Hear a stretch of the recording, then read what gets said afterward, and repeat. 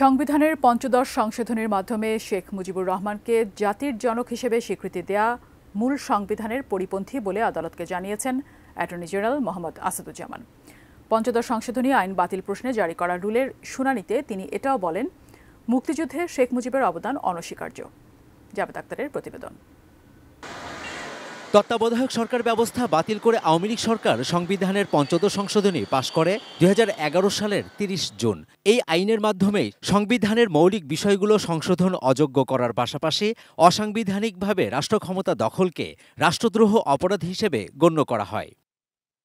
৫ August ছাত্র জনতার অভ্যুত্থানে আওয়ামী লীগ সরকারের পতনের পর এই সংশোধনীর বৈধতা চ্যালেঞ্জ করে রিট করেন সুশাসনের জন্য নাগরিক সুজনের সম্পাদক বদিউল আলম মজুমদার সহ ৫ জন। শুনানি শেষে এই সংশোধনী কেন সংবিধানের সঙ্গে সাংঘর্ষিক নয় তা জানতে চেয়ে রুল জারি করেন হাইকোর্ট।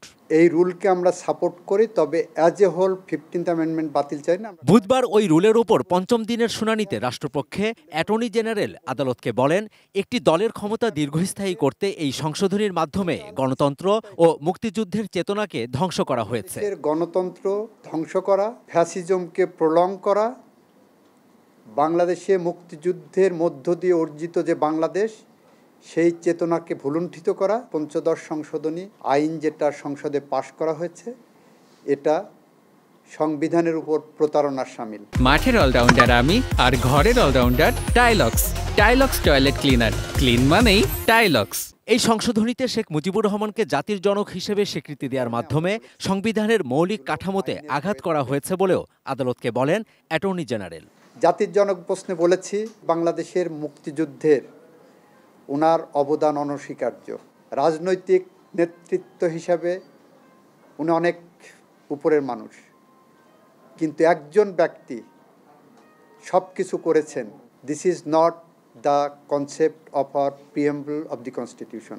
রাজনৈতিকভাবে এটা ব্যবহার করার জন্য ওনারা যেভাবে করেছেন, ইভেন তার মুক্তিযুদ্ধে তার কৃতিত্বটাকেও ধ্বংস করার জন্য ওনারাই দায়ী। শুনানিতে তিনি বলেন, তত্ত্বাবধায়ক সরকার ব্যবস্থা বাতিল করে দেশের গণতন্ত্র ধ্বংস করা হয়েছে। পঞ্চদশ সংশোধনীর মাধ্যমে তত্ত্বাবধায়ক ব্যবস্থা বিলোপ করা, বাংলাদেশের মানুষের এবং সংবিধানের বুকে কুঠারাঘাত করা হয়েছে।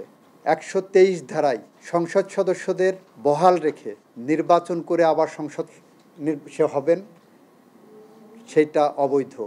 গণতন্ত্রকে হত্যা করার জন্য, গণতন্ত্রকে নির্বাসিত করার জন্য এই 7A এবং 7B ইন্ট্রোডিউস করা হয়েছে।